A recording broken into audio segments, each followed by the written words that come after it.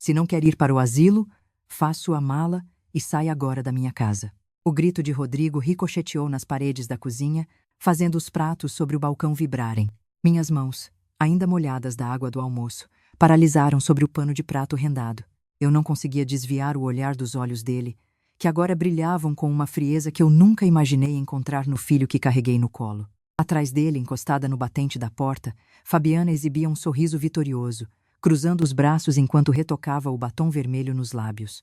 A casa estava mergulhada em um silêncio pesado, apenas interrompido pelo som baixo da televisão na sala onde meus netos brincavam. Senti o chão sumir debaixo dos meus pés, não pela ameaça em si, mas pela traição cravada em cada palavra dita. Rodrigo deu um passo à frente, a expressão endurecida, agindo como se eu fosse uma estranha ocupando um espaço indesejado. Senti meu coração se despedaçar, mas não derramei uma única lágrima na frente deles. Aquela propriedade tinha sido comprada com o suor de 32 anos costurando vestidos de noiva, ponto por ponto, bordado por bordado. Eu paguei cada tijolo, cada azulejo e até as cortinas que Fabiana escolhera trocar sem me consultar. Agora, aos 68 anos, eu ouvia do meu próprio sangue que eu era um estorvo a ser descartado em uma clínica qualquer. Tirar dali já estava traçado há meses, em conversas sussurradas que eu fingia não ouvir. Rodrigo desviou o olhar por um segundo, talvez um resquício de culpa, mas logo recuperou a postura autoritária. Ele insistiu que a casa era pequena demais e que as crianças precisavam do meu quarto para um novo closet. Eu apenas sorri. Um sorriso cansado e calmo que pareceu desestabilizar a confiança dele por um instante. Sem dizer uma palavra, caminhei em direção às escadas para buscar a mala velha de couro que guardava no quartinho dos fundos. Sabia que eles esperavam gritos, súplicas ou um desmaio dramático, mas eu não daria esse gosto a nenhum dos dois. Enquanto subia cada degrau, uma clareza gelada tomava conta da minha mente, e eu já sabia que aquela saída não seria um fim. Mal sabiam eles que em menos de uma hora, o destino bateria à porta trazendo uma reviravolta que nenhum dinheiro ou ganância poderia prever. O que aconteceu a seguir mudaria o rumo daquela tarde de domingo para sempre, deixando Rodrigo de joelhos diante da própria arrogância. Rodrigo me observava da base da escada enquanto eu pegava a mala velha, os olhos dele varrendo meu rosto em busca de qualquer sinal de fraqueza. Eu não respondi. Apenas entrei no pequeno quarto dos fundos e comecei a abrir o zíper da mala que estava guardada há 3 anos. Cada peça de roupa que eu dobrava trazia o peso de uma humilhação suportada em silêncio dentro daquela casa. Rodrigo entrou no quarto logo em seguida, batendo o pé no chão com impaciência, exigindo que eu fosse rápida, porque ele já tinha agendado a visita ao local. Ele me estendeu um folheto colorido de uma residência assistida, tentando mascarar o abandono com palavras bonitas sobre atividades e enfermeiras. Joguei o papel de lado sem olhar, focando apenas em guardar a caixinha de mogno que continha as fotos de Alberto e o pouco que restou da minha história. Fabiana gritou lá de baixo, perguntando se eu ia levar os tapetes da sala, deixando claro que já estava inventariando meus pertences antes mesmo de eu sair. Senti uma náusea profunda ao perceber que meu filho não movia um dedo para conter o desrespeito da esposa contra a própria mãe. Terminei de fechar a mala e caminhei até o espelho da cômoda, arrumando meu cabelo com uma dignidade que parecia irritar Rodrigo profundamente. Ele esperava me ver implorando por um teto, mas eu estava ocupada demais lembrando que aquela casa era fruto do meu suor e não da caridade dele. Descemos as escadas em um silêncio cortante, apenas interrompido pelo som dos meus passos firmes no piso de madeira que eu mesma encerei. Ao chegar na sala, Rodrigo pegou as chaves do carro e apontou para a porta, dizendo que a nova vida no asilo seria melhor para todos. Foi nesse exato momento que um som estranho e potente começou a vibrar às janelas da frente, algo muito diferente do motor popular do carro de Rodrigo. Ele franziu a testa e caminhou até a janela, afastando a cortina para ver quem estava bloqueando a calçada naquele domingo à tarde. O rosto dele empalideceu instantaneamente quando viu o veículo preto e comprido estacionar bem na frente do portão principal. Uma limusine reluzente brilhava sob o sol das 3 da tarde, e o motorista de terno já estava descendo para abrir a porta traseira. Fabiana correu para o lado dele, os olhos arregalados de cobiça e confusão, tentando entender quem teria um carro daqueles naquele bairro. Eu caminhei lentamente até a porta, segurando minha mala com firmeza, sentindo que o tempo da submissão tinha acabado definitivamente. Rodrigo tentou me segurar pelo braço, perguntando se eu tinha chamado um táxi de luxo com um dinheiro que não tinha. Antes que eu pudesse responder, um homem de presença imponente saiu do carro, e o silêncio que caiu sobre a rua foi mais denso do que qualquer briga que tivemos antes. Henrique Montenegro caminhou pelo jardim com passos decididos. O terno azul marinho perfeitamente cortado denunciando um poder que Rodrigo nunca veria. De perto, o motorista pegou minha mala das minhas mãos com uma reverência, como se estivesse lidando com uma pedra preciosa e não uma velha bolsa de couro. Rodrigo ficou paralisado no portal, a boca entreaberta enquanto tentava processar a visão do sócio bilionário do meu falecido marido na sua calçada, Fabiana, que antes desdenhava do meu vestido florido, agora tentava inutilmente ajeitar o cabelo e abrir um sorriso de boas-vindas forçado. Henrique ignorou completamente a presença dos dois, passando por eles como se fossem parte da mobília velha que ele pretendia descartar. Ele parou diante de mim e segurou minhas mãos ásperas com uma delicadeza que me fez esquecer, por um segundo, os insultos que eu tinha acabado de ouvir. Marta, sinto muito pela demora. O trânsito de São Paulo não perdoa nem mesmo em um domingo, ele disse, sua voz grave e calma preenchendo o ambiente. Rodrigo finalmente recuperou a fala, gaguejando o nome de Henrique e perguntando o que um homem daquela importância fazia na casa de uma simples costureira. O olhar que Henrique lançou ao meu filho foi tão cortante que Rodrigo recuou um passo, batendo as costas contra o batente da porta que ele tanto defendia. Henrique voltou a se dirigir a mim, oferecendo o braço para que eu o acompanhasse até a limousine, ignorando o folheto do asilo que ainda estava caído no chão. Você está pronta para deixar esse lugar para trás? Henrique perguntou, e eu senti que aquela pergunta carregava o peso de décadas de espera e silêncio. Olhei para Rodrigo uma última vez e percebi que ele não estava preocupado comigo, mas sim aterrorizado com a impressão que estava passando para o bilionário. Fabiana tentou se aproximar, chamando-me de sogrinha querida em um tom meloso que me deu náuseas instantâneas pela tamanha falsidade. Eu não respondi. Apenas apoiei minha mão no braço firme de Henrique e comecei a caminhar em direção ao portão, sentindo o sol da tarde aquecer meu rosto pela primeira vez em anos. Enquanto o motorista fechava a porta da limusine, vi pelo vidro escurecido a imagem do meu filho parado na calçada, segurando o folheto do asilo como se fosse um pedaço de lixo sem valor. O carro começou a se movimentar suavemente, e o silêncio luxuoso do interior me envolveu como um abraço que eu não recebia há muito tempo. Henrique se sentou ao meu lado e abriu um compartimento, retirando uma pasta de couro que parecia conter documentos muito mais importantes do que uma simples mudança. Ele me olhou seriamente e disse que o que ele tinha para me mostrar mudaria não apenas onde eu moraria, mas quem eu passaria a ser a partir daquele momento. Henrique abriu a pasta de couro e retirou um documento amarelado, um contrato de sociedade que eu não via há mais de 13 anos. Ele explicou que, antes de Alberto partir, os dois haviam firmado uma cláusula de proteção que garantia a mim uma porcentagem oculta de todas as futuras incorporações da empresa. Enquanto a limusine deslizava pelas ruas de São Paulo, percebi que o dinheiro que eu pensava ter perdido naquelas costuras intermináveis, na verdade, estava rendendo em silêncio absoluto. Henrique confessou que esperou o momento em que eu estivesse livre de qualquer amarra emocional com Rodrigo para me entregar o que era meu por direito. Olhei pela janela e as lembranças do passado começaram a me atingir, não mais como dor, mas como uma prova de resistência que finalmente chegava ao fim. Lembrei-me das noites em claro, com os olhos ardendo sob a luz da luminária, enquanto eu costurava as pérolas nos vestidos de noiva das famílias mais ricas da cidade. Cada ponto dado naquela época foi um tijolo que construiu a casa de onde eu acabara de ser expulsa, mas agora eu descobria que meu esforço tinha ido muito além. Henrique segurou minha mão e disse que o valor acumulado era suficiente para comprar 10 casas como aquela de Rodrigo, sem que fizesse falta no meu saldo. A sensação de segurança começou a substituir o vazio no meu peito, transformando a tristeza da expulsão em uma força renovada e perigosa. Eu não era apenas uma idosa descartável ou uma mãe que morava de favor, eu era legalmente uma das mulheres mais ricas daquele setor. Henrique então apertou um botão e pediu ao motorista para mudar o trajeto, dizendo que antes de irmos para a cobertura, precisávamos fazer uma parada em um lugar especial. Ele queria que eu visse com meus próprios olhos o tamanho do império que ajudara a financiar sem saber, enquanto vivia em um quartinho de fundos.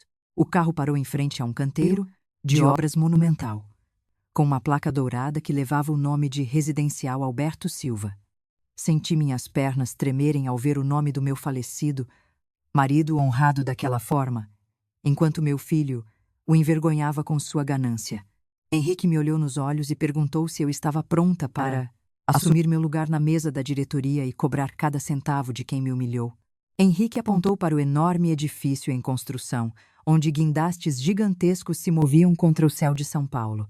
Ele explicou que aquele terreno fora o último investimento que Alberto fizera antes de partir, deixando meu nome registrado como a proprietária majoritária em um documento esquecido. O motorista abriu a porta do carro e eu pisei no asfalto quente, sentindo o vento balançar meu vestido simples que ainda cheirava ao amaciante barato da casa de Rodrigo. Henrique me entregou um capacete branco de segurança com meu nome gravado em letras douradas, um detalhe que ele preparara com antecedência. Caminhamos até o centro da obra, e o mestre de obras parou tudo o que estava fazendo para nos cumprimentar com um respeito que eu nunca recebi do meu próprio filho. Henrique olhou para mim e disse que, a partir daquele momento, eu não precisaria mais pedir permissão para existir ou para ter um teto sobre a minha cabeça. Ele retirou o celular do bolso e me mostrou uma notificação bancária que fazia meus olhos arderem, não de tristeza, mas de choque absoluto. O valor que acabara de cair na minha conta era mais do que Rodrigo ganharia em 10 vidas de trabalho na sua pequena loja de móveis. Henrique sorriu e sugeriu que fizéssemos uma pequena surpresa, enviando um comprovante de transferência simbólico para o celular do meu filho. Eu hesitei por um segundo, lembrando do rosto de Rodrigo quando me expulsou, e então percebi que a piedade era um luxo que eu não podia mais me dar. Apertei o botão de enviar, sentindo um peso de décadas saindo dos meus ombros enquanto o sinal de mensagem entregue brilhava na tela. Henrique então me conduziu de volta para a limusine, dizendo que o próximo passo seria uma visita ao shopping mais luxuoso da cidade para trocar as roupas de costureira por algo que combinasse com a nova sócia da Montenegro Incorporações. O carro se afastou da obra e eu vi, pelo retrovisor, o mestre de obras fazendo uma saudação, reconhecendo a verdadeira dona daquele império. Dentro do veículo, meu celular começou a vibrar sem parar, com o nome de Rodrigo piscando na tela, repetidamente em uma tentativa desesperada de contato.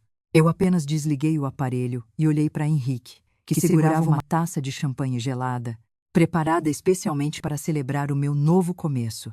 Sabia que a tempestade na vida de Rodrigo estava apenas começando e que ele não fazia ideia do segredo que eu ainda guardava sobre a origem do dinheiro que ele usou para abrir seu negócio. Henrique Montenegro desceu do carro e estendeu a mão para me ajudar, conduzindo-me para dentro de uma boutique exclusiva onde as portas foram fechadas apenas para nós.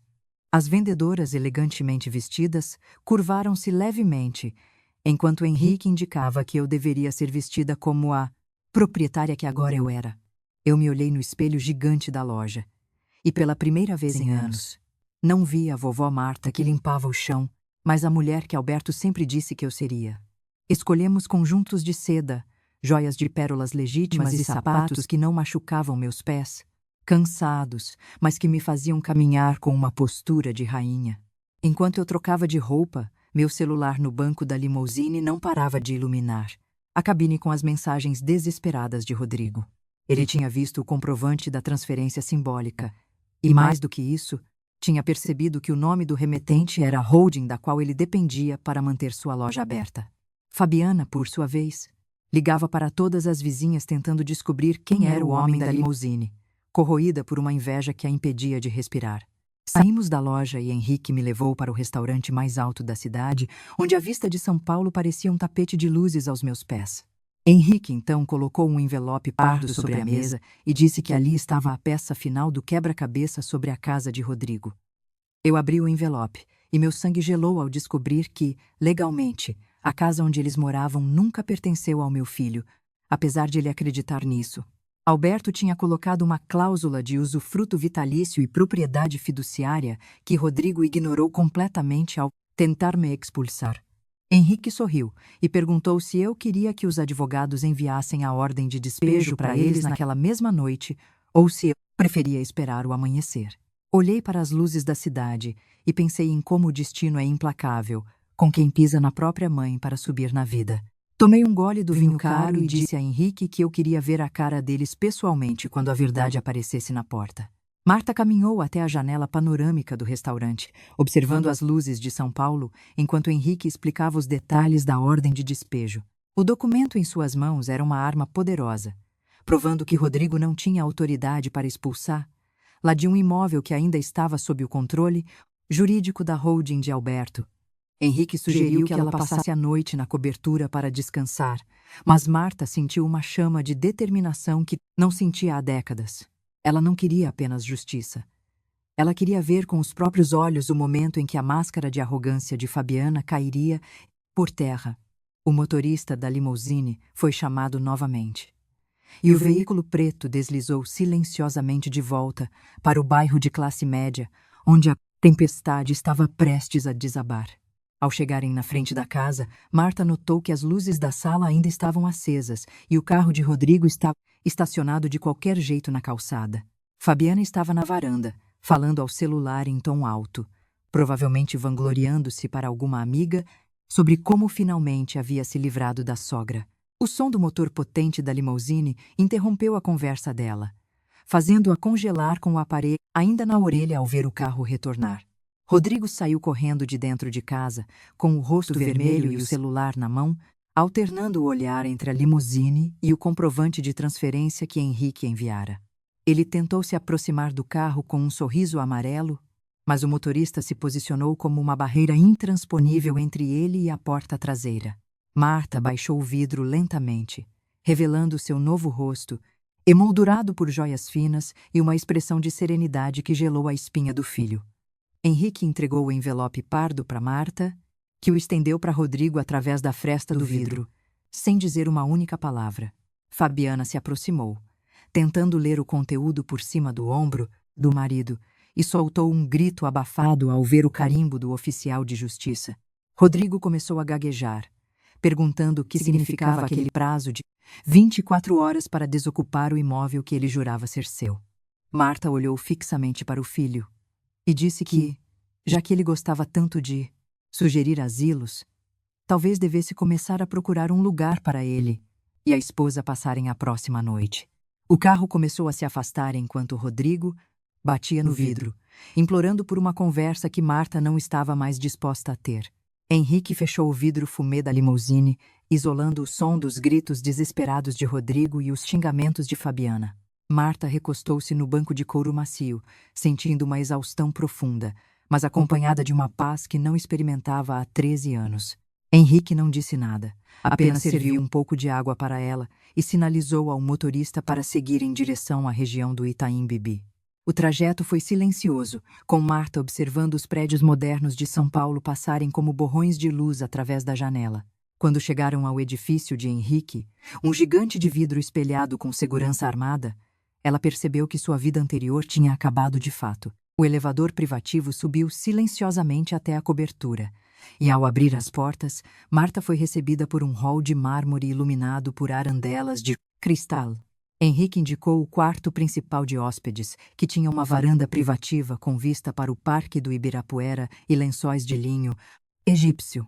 Ele explicou que ela poderia ficar ali o tempo que quisesse e que no dia seguinte uma equipe de advogados cuidaria de todos os detalhes burocráticos.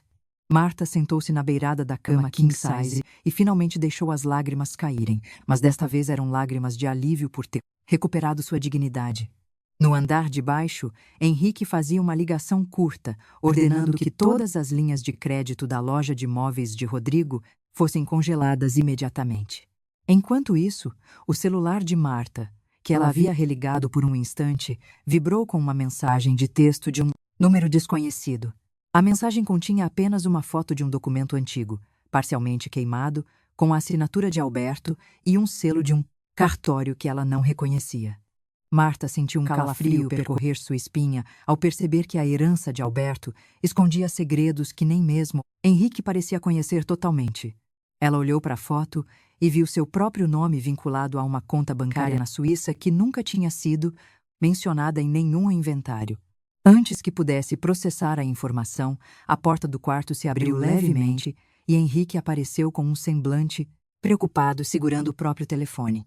Marta caminhou até a varanda da cobertura, sentindo o vento frio do 23º andar bagunçar seus cabelos agora bem cuidados. O silêncio daquele apartamento era tão profundo que ela conseguia ouvir o próprio batimento cardíaco, um contraste absurdo com os gritos e o barulho da televisão na casa de Rodrigo. Henrique apareceu na porta da varanda segurando 2 tablets, com uma expressão que misturava satisfação e preocupação profissional. Ele explicou que os advogados já haviam protocolado a notificação e que a loja de móveis de Rodrigo receberia uma auditoria completa na manhã seguinte. Marta sentou-se em uma poltrona de veludo, observando as luzes da Marginal Pinheiros lá embaixo, sentindo que cada luz representava uma possibilidade que lhe foi roubada por anos. Henrique sentou-se à sua frente e revelou que, ao analisar os fluxos de caixa antigos, descobriu que o dinheiro para a abertura da filial não foi um empréstimo, mas um desvio direto. Rodrigo havia falsificado a assinatura de Marta em documentos de transferência enquanto ela ainda estava de luto pela morte de Alberto anos atrás. O peso dessa revelação atingiu Marta como um soco no estômago, transformando a mágoa em uma indignação fria e calculada. Ela percebeu que não fora apenas ingenuidade sua, mas uma manipulação criminosa orquestrada pelo próprio filho desde o primeiro dia. Henrique perguntou se ela queria prosseguir com a denúncia criminal ou se apenas reaver os valores seria suficiente para acalmar seu coração. Marta olhou para o horizonte iluminado de São Paulo e disse que a misericórdia dela tinha morrido no momento em que ele gritou a palavra asilo na cozinha. Enquanto isso, no andar de baixo, o interfone da portaria começou a tocar sem parar, indicando que alguém estava tentando forçar a entrada no condomínio de luxo.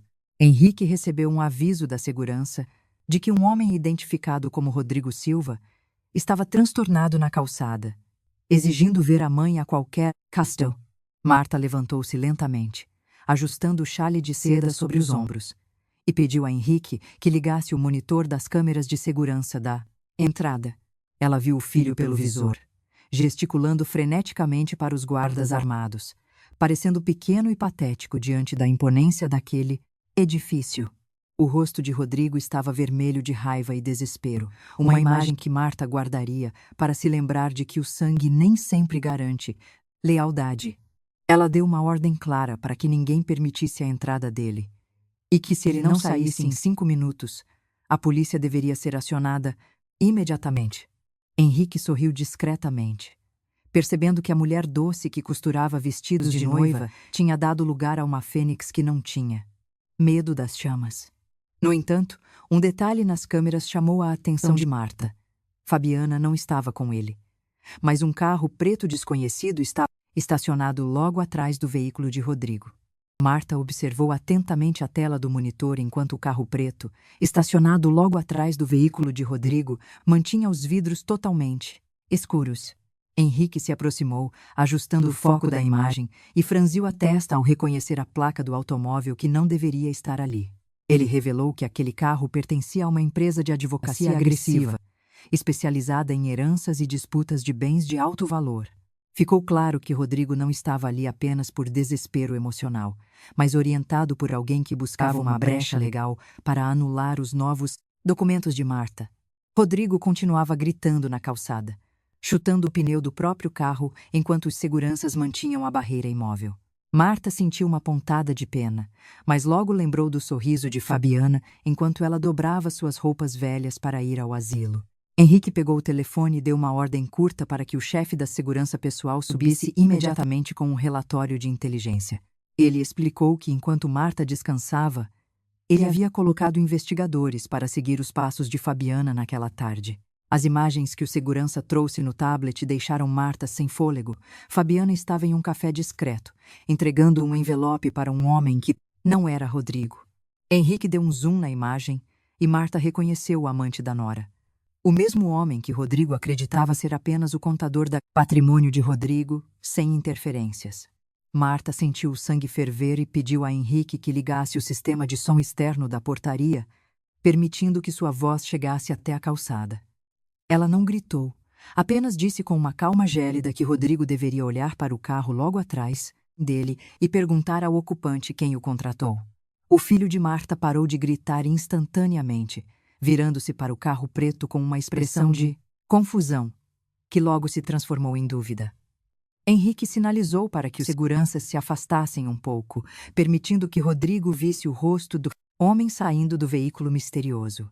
Era o contador da loja, o homem de confiança de Rodrigo, carregando uma pasta com o logotipo do escritório de Destruí-la. Henrique sorriu e serviu um pouco mais de chá, comentando que nada destrói mais rápido um traidor do que descobrir que também está sendo. Rodrigo avançou como um animal ferido em direção ao carro preto, exigindo saber o que o seu contador de confiança fazia ali com o advogado de Fabiana. Pelo monitor, vi o homem empalidecer e tentar fechar o vidro, mas Rodrigo segurou pela gola da camisa, gritando sobre traição no meio da rua. Henrique tocou meu ombro, perguntando se eu queria que ele chamasse a polícia para dispersar a confusão, mas eu balancei a cabeça negativamente. Eu queria que Rodrigo sentisse cada segundo daquele caos, que percebesse que a fortaleza de ganância que ele construiu era feita de areia movediça. De repente, o celular de Henrique tocou, e a expressão dele mudou para algo muito mais sombrio do que eu já tinha visto. Ele me olhou fixamente e disse que Fabiana não estava mais em casa. Ela havia acabado de entrar em uma agência bancária para tentar esvaziar a conta conjunta da empresa. O pânico de Rodrigo na calçada era apenas uma distração, enquanto a cobra principal tentava dar o bote final no pouco que restava do patrimônio dele. Henrique deu um comando rápido pelo telefone para que seus contatos no setor financeiro bloqueassem qualquer transação vinda daquele CPF imediatamente. Eu senti uma pontada de remorso pelo meu filho, mas logo lembrei que ele me entregaria a um asilo frio sem olhar para trás se tivesse a chance. Henrique sugeriu que descêssemos até a entrada para encerrar aquele espetáculo pessoalmente, agora que a verdade estava exposta. Quando as portas de aço do elevador se abriram no térreo, o som dos gritos de Rodrigo na calçada ficou ainda mais nítido e desesperado. Ele viu Henrique e eu caminhando pelo hall de mármore e correu em direção ao vidro blindado da portaria, com lágrimas de ódio e medo nos olhos. Rodrigo implorava para eu entrar no carro dele e ir embora, alegando que Fabiana tinha ficado louca e que tudo não passava de um mal-entendido. Eu parei diante do vidro, olhei bem no fundo dos olhos dele e percebi que ele ainda não tinha entendido que eu não era mais a sua refém. Henrique abriu a porta lateral e os seguranças formaram um corredor, permitindo que Rodrigo se aproximasse, mas sem me tocar. Eu estendi o tablet com a foto de Fabiana e o contador, e o silêncio que se seguiu foi quebrado apenas pelo som de um pneu fritando no asfalto. Era o carro preto fugindo, deixando Rodrigo sozinho com as ruínas de uma família que ele mesmo ajudou a destruir por omissão. Henrique então revelou o golpe final. O prédio onde funcionava a loja de móveis de Rodrigo acabara de ser comprado pela minha nova holding. Rodrigo caiu de joelhos no asfalto quente, percebendo que agora ele era quem não tinha para onde ir e nem com quem contar. Antes que eu pudesse sentir qualquer compaixão, meu celular vibrou. A mensagem dizia que se eu quisesse as joias de família da minha mãe de volta, eu deveria ir até lá sozinha e sem a polícia. Henrique segurou meu pulso com força quando viu a mensagem no meu celular, os olhos dele faiscando de preocupação. Ele insistiu que era uma armadilha, óbvia, de Fabiana, uma tentativa desesperada de me atrair para um lugar sem câmeras e sem proteção. Mas aquelas joias eram as únicas coisas que restavam da minha mãe, o broche de pérolas que ela usou no dia em que chegou ao Brasil fugindo da guerra. Olhei para Rodrigo, que ainda estava jogado no asfalto, e senti uma repugnância tão grande que qualquer resquício de afeto se transformou em gelo. Henrique percebeu que eu não recuaria, e num gesto rápido, acionou sua equipe de segurança tática pelo radiocomunicador. Ele ordenou que 2 carros descaracterizados nos seguissem à distância, mantendo o cerco fechado sem que ninguém percebesse nossa chegada. Subimos na limusine e o motorista acelerou em direção à Zona Sul, deixando para trás o rastro de destruição da vida medíocre do meu filho. O trajeto até o galpão foi tenso, com Henrique monitorando cada movimento suspeito através de um notebook conectado aos satélites da empresa. Quando chegamos ao endereço, um prédio industrial abandonado cercado por mato alto, o silêncio era interrompido apenas pelo som de grilos. Henrique desceu primeiro, com a mão por dentro do paletó, sinalizando para que eu esperasse o sinal positivo dos seguranças. Eu ignorei o protocolo e saí do carro, caminhando com meus sapatos novos sobre os escombros, movida por uma fúria que eu nem sabia que possuía. Dentro do galpão, uma única lâmpada amarela balançava no teto, iluminando uma mesa de metal onde a caixinha de veludo verde estava aberta. Fabiana surgiu das sombras, mas não estava sozinha. O contador e amante estavam ao lado dela, segurando um galão de gasolina com um sorriso maníaco. Ela gritou que se eu não transferisse a propriedade da holding para o nome dela naquele instante, as memórias da minha família virariam cinzas. Henrique deu um passo à frente, mas parou quando viu o contador aproximar um isqueiro aceso da mesa onde as joias brilhavam. Foi nesse momento que percebi que Fabiana não queria apenas dinheiro. Ela queria destruir a única coisa que me trazia paz. Respirei fundo, olhei para as câmeras ocultas que Henrique já havia instalado no local em segundos e sorri para ela. Eu disse que as joias podiam queimar, pois o que realmente brilhava agora era a prova de tentativa de extorsão que seria enviada direto para a polícia. Fabiana hesitou por um segundo, o suficiente para que o som das sirenes começasse a ecoar do lado de fora, selando o destino dela naquela noite fria. As sirenes da polícia ecoaram pelo galpão abandonado, iluminando as paredes descascadas com um azul e vermelho frenético. Fabiana deixou o isqueiro cair, o rosto paralisado em uma máscara de pavor, enquanto percebia que o cerco estava fechado. Henrique avançou rapidamente, pegando a caixinha de veludo verde da mesa antes que qualquer faísca pudesse atingi-la. O contador tentou correr pelos fundos, mas foi interceptado por 2 seguranças táticos que surgiram das sombras como fantasmas. Eu não desviei o olhar de Fabiana nem por um segundo, sentindo uma paz gélida enquanto os oficiais entravam com as armas em punho. Henrique entregou a caixinha em minhas mãos, e o toque do broche de pérolas da minha mãe pareceu me devolver a força que eu tinha perdido. Fabiana começou a berrar, acusando o amante de tê-la forçado a tudo aquilo, uma tentativa patética de salvar a própria pele. O delegado aproximou-se de nós e confirmou que a gravação feita pelos microfones ocultos de Henrique era prova suficiente para o flagrante de extorsão. Enquanto ela era algemada, eu me aproximei e disse que o asilo e carregado de um novo propósito. No trajeto de volta, recebi uma mensagem de Rodrigo, que ainda estava na frente do prédio de Henrique, agora implorando por perdão após descobrir o golpe da esposa. Henrique sugeriu que eu não respondesse, pois na manhã seguinte o Tribunal de Justiça daria o veredito final sobre as contas da empresa. Eu apenas apertei a caixinha de joias contra o peito e olhei para as estrelas sobre São Paulo, sentindo que a costureira Marta tinha finalmente terminado seu último e mais difícil trabalho.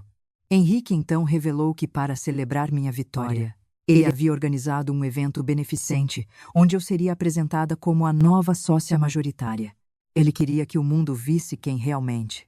Palavra do meu discurso, ciente de que a humilhação do meu filho estava apenas entrando em sua fase pública e definitiva. A manhã seguinte começou com um burburinho frenético nos corredores da Montenegro Incorporações. Henrique insistiu que eu não entrasse pelas portas dos fundos, mas que cruzasse o saguão principal sob os olhares de todos os funcionários e investidores. Eu usava um conjunto de alfaiataria azul noite, que exalava autoridade, contrastando com o vestido simples que Rodrigo tanto desprezava.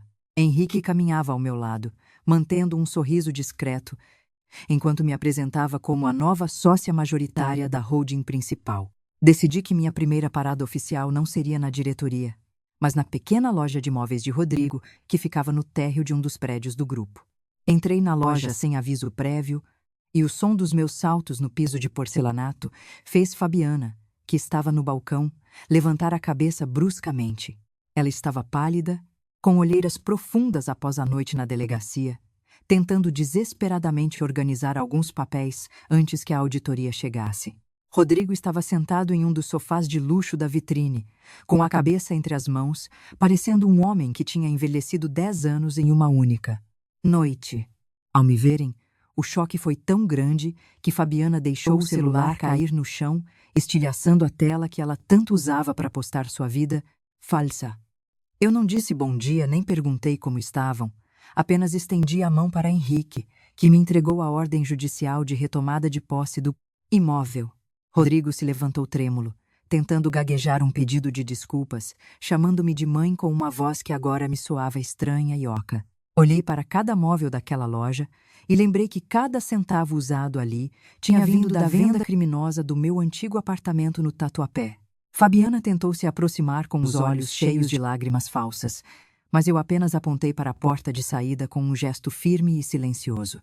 Henrique sinalizou para os carregadores que esperavam do lado de fora, prontos para remover cada peça de mostruário que agora pertencia legalmente à minha fundação. O poder tinha mudado de mãos, e a humilhação que eles me fizeram passar estava sendo devolvida com juros diante de todos os clientes que passavam pela calçada. Rodrigo percebeu que não tinha mais para onde correr quando Henrique revelou que a auditoria havia descoberto um rombo fiscal que poderia levá-lo direto para o banco dos réus. Rodrigo desabou em um dos poltronas de veludo, enquanto Henrique abria uma pasta de couro legítimo com o brasão da família Montenegro.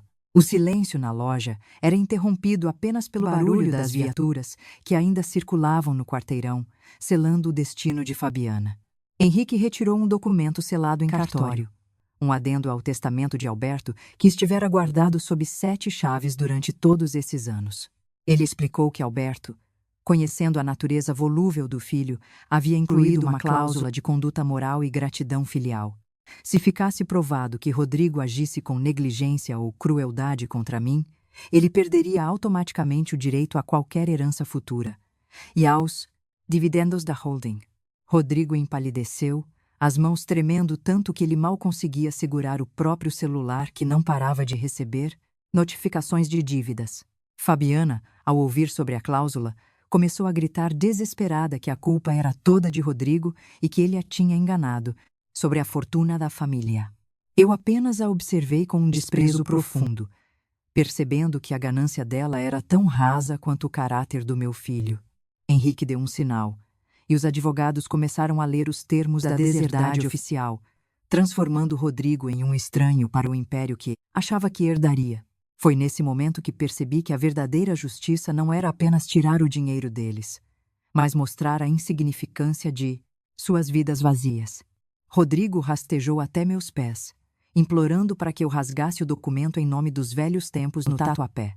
Eu me afastei com elegância, sentindo que o peso daquela maternidade tóxica finalmente havia se dissipado do meu peito. Henrique tocou meu ombro e sugeriu que fôssemos embora, pois o oficial de justiça já estava trocando as fechaduras da loja. Enquanto caminhávamos para a saída, vi pelo vidro da vitrine que um grupo de repórteres começava a se aglomerar, atraídos pelo escândalo do herdeiro caído. Mas o que Rodrigo ainda não sabia, e que o faria perder o sono, era que eu já havia decidido o destino de cada centavo que seria dele. Marta caminhou em direção à escola primária, onde Pietro e Alice estudavam, sentindo o peso daquela decisão em seu coração. Ela não queria que a guerra contra Rodrigo e Fabiana destruísse a inocência dos netos, as únicas pessoas que ainda a tratavam com amor genuíno. Henrique providenciou para que a limusine esperasse a uma quadra de distância, permitindo que ela chegasse de forma discreta, como a avó que eles sempre conheceram. Ao verem Marta no portão, as crianças correram em sua direção com sorrisos radiantes, ignorando as roupas luxuosas e as pérolas que ela agora usava. Pietro a abraçou apertado e perguntou por que ela não tinha voltado para casa para fazer o bolo de chocolate da sexta-feira. Marta sentiu um nó na garganta, mas manteve a compostura, prometendo que eles teriam uma cozinha ainda maior para brincar em breve. Ela entregou a cada um deles um pequeno amuleto que pertencera a Alberto, dizendo que eles nunca deveriam esquecer de onde vieram. Enquanto conversavam, Marta percebeu que o carro de Fabiana se aproximava em alta velocidade, cantando pneus de forma imprudente perto da faixa de pedestres. A nora desceu do veículo com o rosto transtornado, gritando que Marta não tinha o direito de se aproximar dos filhos dela. Os seguranças de Henrique, que vigiavam Marta de longe, posicionaram-se imediatamente entre ela e a mulher furiosa. Fabiana tentou avançar, mas parou ao ver o diretor da escola saindo para verificar a confusão que ela estava causando. Marta olhou para a nora com uma autoridade que a fez recuar, lembrando-a de que a justiça agora estava do lado de quem tinha a verdade. Ela se despediu dos netos com um beijo na testa e caminhou calmamente de volta para a limusine, deixando Fabiana humilhada diante dos outros pais. Dentro do carro, Henrique revelou que já tinha preparado um fundo de estudos para os netos, garantindo que o futuro deles não dependesse da falência iminente de Rodrigo. O próximo passo de Marta seria confrontar o passado em um tribunal onde cada mentira contada por Fabiana seria desmascarada publicamente. Sentada no banco de couro da cobertura, observei Henrique caminhar de um lado para o outro enquanto a lua iluminava a sala. Ele parou diante de uma fotografia antiga de Alberto, meu falecido marido, e soltou um suspiro que parecia carregar o peso de décadas. Com a voz embargada, ele confessou que o motivo de nunca ter se aproximado após o funeral não foi indiferença, mas uma promessa sagrada. No leito de morte, Alberto, pressentindo a ganância que crescia no coração de Rodrigo, pediu que Henrique ficasse nas sombras, vigiando. Ele temia que, se eu recebesse toda a fortuna de uma vez, me tornaria um alvo fácil para a manipulação do nosso próprio filho. Henrique jurou que só interviria no momento em que eu fosse levada ao meu limite absoluto, para que eu pudesse enxergar a verdade sem véus. Lágrimas de uma compreensão tardia escorreram pelo meu rosto ao perceber que até no último suspiro, Alberto tentou me proteger de quem mais amávamos. Henrique se ajoelhou ao meu lado e disse que agora a promessa estava cumprida, pois eu havia recuperado minha força por conta própria. Mas antes que pudéssemos brindar a essa nova fase, o segurança da recepção enviou um alerta urgente pelo tablet. Rodrigo estava no saguão, mas desta vez não gritava. Ele estava silencioso, segurando um envelope que parecia ser um exame médico. Fabiana o havia abandonado horas antes, levando o pouco de dinheiro vivo que restava no cofre da loja e sumindo com o contador. Henrique me olhou com cautela, sabendo que meu coração de mãe era a última porta que Rodrigo tentaria arrombar com sua nova tragédia.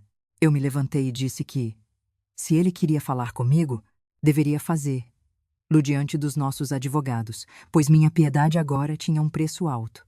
O próximo encontro não seria em uma cozinha lavando pratos, mas no tribunal onde o passado de Alberto finalmente seria totalmente revelado. O salão de mármore do Tribunal de Justiça estava gélido, mas nada se comparava ao frio que eu sentia ao ver Rodrigo sentado no banco dos réus.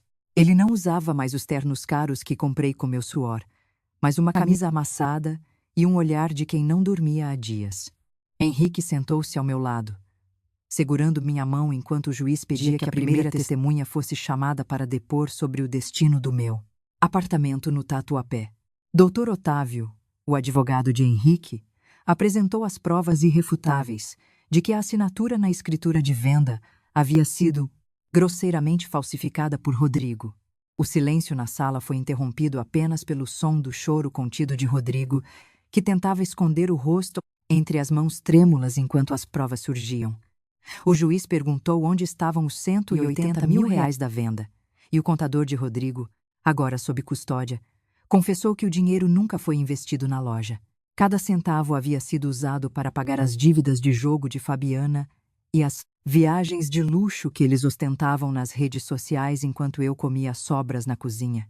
Senti uma náusea profunda ao perceber que meu filho havia vendido o único teto que eu tinha para sustentar as mentiras da mulher que o traía. Henrique então solicitou a palavra e apresentou o relatório de auditoria final, revelando que Rodrigo também havia desviado fundos da pensão que Alberto me deixara.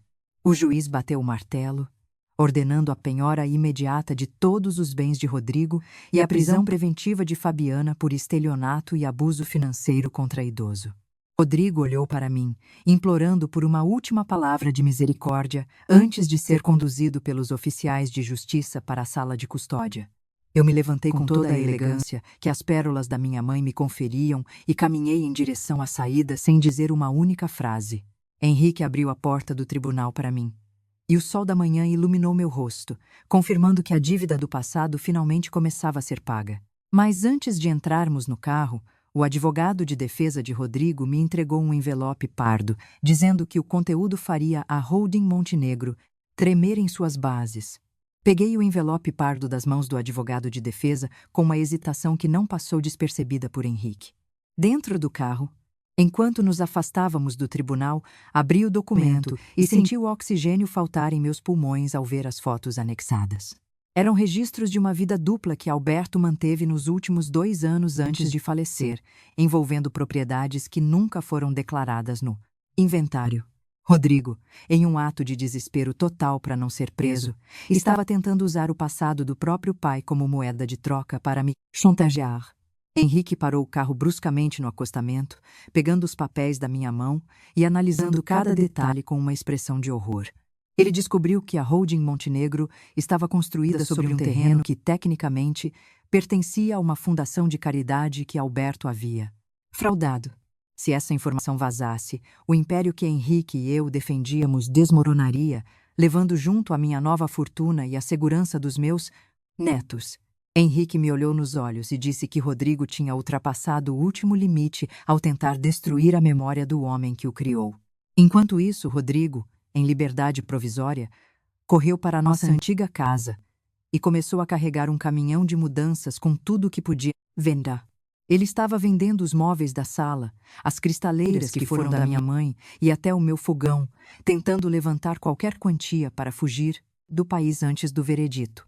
Recebi o alerta de um vizinho pelo celular e senti uma fúria que superava qualquer segredo do passado ou medo de falência. Pedi ao motorista que fizesse o retorno imediato, ignorando os avisos de Henrique sobre o perigo de confrontar um homem desesperado. Ao chegar na calçada, vi Rodrigo arrastando a minha poltrona de costura favorita em direção ao caminhão de um brick de móveis usados. Eu desci do carro com uma autoridade que parecia emanar das próprias pedras daquela rua e gritei para que ele soltasse o que não lhe pertencia. Rodrigo riu, um som seco e maníaco, dizendo que se ele ia cair, levaria o nome de Alberto e cada centavo daquela família junto com ele para o lixo. Rodrigo largou a poltrona no chão com um baque surdo. Mas antes que pudesse abrir a boca para despejar mais ódio, o som de um motor potente cortou a rua. Um carro de luxo, cinza grafite, estacionou bruscamente logo atrás da limusine de Henrique. Fabiana saltou do veículo, mas não estava com a aparência vitoriosa de antes. Seu cabelo estava desgrenhado e a maquiagem borrada pelo choro. Ela correu em direção a Rodrigo, mas não para abraçá-lo, e sim para lhe desferir um tapa estalado no rosto que ecoou por toda a vizinhança.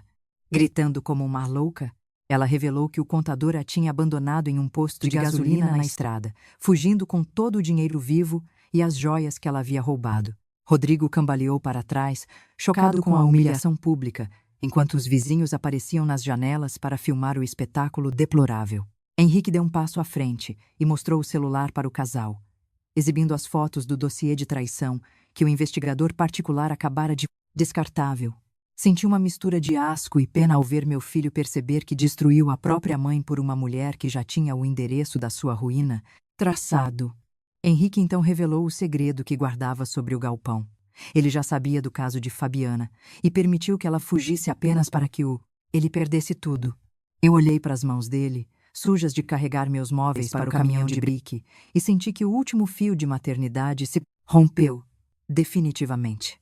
Virei as costas para os dois e disse a Henrique que ele poderia chamar o oficial de justiça para lacrar a casa imediatamente.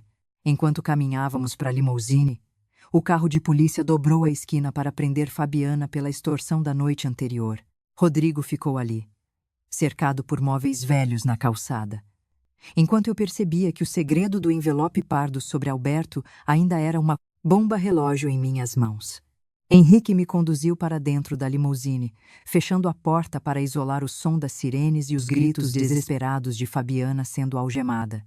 Ele abriu o notebook e me mostrou uma conexão criptografada com um banco em Zurique, revelando a origem daquela conta secreta mencionada no envelope. Pardo. Descobrimos que Alberto não havia fraudado a fundação, mas sim criado um fundo de reserva monumental para me proteger de uma falência do Império Montenegro. O envelope que Rodrigo usou para me chantagear continha apenas metade da verdade, omitindo que ele próprio era o beneficiário de uma parte que só seria liberada se ele cuidasse de mim até o fim. Henrique explicou que, ao me expulsar, Rodrigo havia anulado automaticamente o acesso a milhões de euros que poderiam salvar sua vida medíocre. Senti um calafrio ao perceber que meu falecido marido conhecia o filho que tinha, muito melhor do que eu jamais ousei admitir. Henrique então apontou para um detalhe no extrato. Houve uma tentativa de acesso àquela conta partindo de um computador dentro da casa de Rodrigo há 3 dias. Ficou claro que Fabiana já sabia do dinheiro e estava tentando roubá-lo antes mesmo de me mandar para o asilo. mas a biometria exigida era a minha. Olhei para minhas mãos, as mesmas mãos que Rodrigo desprezava, e entendi que eu era a única chave para a fortuna que eles tanto cobiçavam. Henrique sugeriu que fizéssemos uma viagem imediata à Suíça para regularizar a situação e tirar o patrimônio do alcance de qualquer disputa judicial no Brasil.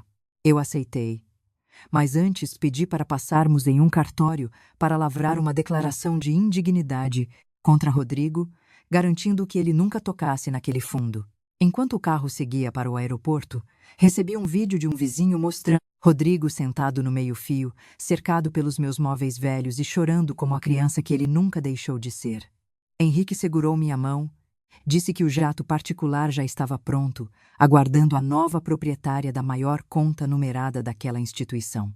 Mas, ao chegarmos no terminal privado, uma figura familiar nos esperava nas sombras do hangar, segurando uma pasta que poderia anular nossa viagem antes mesmo de decolarmos. A figura que nos aguardava saiu das sombras, revelando ser o doutor Arnaldo, o advogado mais antigo de Alberto e o único que sabia da existência daquela conta antes de Henrique. Ele estendeu a pasta e, com um olhar de profundo pesar, disse que Rodrigo acabara de protocolar um recurso de emergência, alegando que eu não tinha plena capacidade mental para gerir tais bens devido à minha idade. O meu próprio filho, em sua última cartada de mestre e ganância, estava tentando me interditar judicialmente para assumir o controle de tudo como meu tutor. Senti o chão fugir sob meus pés, mas Henrique manteve a calma, segurando meu braço com firmeza. Ele olhou para o doutor Arnaldo e perguntou se havia alguma forma de contornar aquilo antes que a ordem de proibição de saída do país fosse emitida. Arnaldo explicou que a única maneira seria Rodrigo retirar a queixa voluntariamente, algo que parecia impossível naquele momento. Levasse até a cela de detenção temporária onde ele estava sendo mantido para prestar esclarecimentos sobre a venda do apartamento. Ao chegar lá, encontrei um Rodrigo destruído, com as roupas sujas e os olhos inchados. Coloquei o documento de transferência de uma pequena vila de casas populares no interior diante dele, um patrimônio modesto, mas suficiente para ele recomeçar do zero e viver com dignidade, longe de luxos e de Fabiana. Eu disse que se ele assinasse a retirada da interdição e aceitasse aquela vila, eu não levaria adiante as acusações de falsidade ideológica que poderiam manter-no preso por anos. Rodrigo olhou para o documento e depois para mim. Por um segundo vi um brilho de arrependimento, mas ele logo se transformou em um riso amargo. Ele perguntou quanto valia a conta na Suíça e disse que não aceitaria migalhas enquanto eu vivesse como uma rainha. Sua ganância era uma doença terminal. Ele preferia arriscar a prisão na esperança de colocar as mãos nos milhões de euros do pai do que aceitar a mão estendida da mãe. Recolhi o papel lentamente, sentindo o último pingo de esperança morrer. Olhei para Henrique e fiz um sinal com a cabeça. O tempo de misericórdia havia acabado. Se Rodrigo queria guerra, ele teria o peso total da justiça sobre seus ombros. O oficial de justiça chegou à porta da casa de Rodrigo às 6 da manhã, acompanhado por 2 viaturas e um caminhão de mudança. Eu estava estacionada do outro lado da rua, dentro da limusine, observando a cena através dos vidros escuros. Rodrigo, que havia sido liberado sob fiança apenas algumas horas antes, saiu na calçada de pijama, com o rosto inchado e o olhar perdido. Quando ele viu os homens começando a carregar o que restava dos seus luxos, ele tentou resistir, gritando que a casa era dele por direito. Henrique desceu do carro e caminhou calmamente até ele, entregando a ordem final de reintegração de posse. Não era apenas um despejo, era a retomada de tudo o que ele havia construído sobre as mentiras que contou para Alberto e para mim. Os vizinhos, que antes o admiravam pelo sucesso aparente, agora saíam às calçadas para comentar sobre a queda do herdeiro. Fabiana, que aguardava o julgamento em liberdade vigiada, apareceu em um táxi para buscar suas roupas, mas foi impedida de entrar, pois cada item dentro daquela casa estava agora sob penhora judicial. Rodrigo olhou para o meu carro, sabendo que eu estava ali dentro. Ele caminhou até o vidro e começou a bater, implorando para que eu não fizesse aquilo na frente de todos.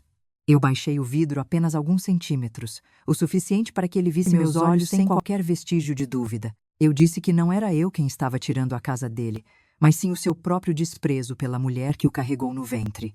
Ele viu seus ternos de marca serem jogados em sacos de lixo e sua coleção de relógios ser catalogada pela polícia.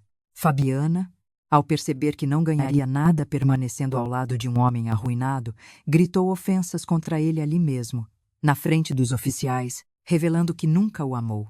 O espetáculo era deplorável, uma lição amarga sobre como a ganância destrói os laços mais sagrados. Henrique voltou para o carro e sinalizou para o motorista partir. Enquanto nos afastávamos, vi pelo retrovisor Rodrigo sentado em cima de uma mala. Era o destino devolvendo a ele o vazio que ele tentou me impor. Algumas semanas se passaram, e o burburinho nos jornais sobre a queda de Rodrigo e o ressurgimento da herdeira oculta Montenegro finalmente começou a diminuir. Henrique e eu voltamos àquela casa, mas não para morar. O imóvel, que antes era um símbolo de opressão e humilhação, estava agora vazio, com as paredes brancas refletindo a luz da tarde. Henrique segurava uma placa de bronze nas mãos, enquanto operários trabalhavam na reforma da... Eu decidi que aquele lugar não poderia mais carregar o nome de Rodrigo. Transformei a residência na sede da Fundação Marta e Alberto, um centro de acolhimento e assessoria jurídica para mulheres idosas que sofriam abusos financeiros e psicológicos de seus próprios familiares. Henrique, com sua eficiência habitual, já havia contratado uma equipe de psicólogos e advogados para garantir que nenhuma outra mãe passasse pelo que eu passei sem ter para onde correr. No dia da inauguração, vi rostos de mulheres que chegaram ali com o mesmo olhar de medo que eu tive no dia da limousine. Ao entrar na antiga sala de costura, agora transformada em um ateliê comunitário, senti a presença de Alberto mais forte do que nunca. Eu não era mais a costureira invisível, eu era a guardiã daquelas histórias.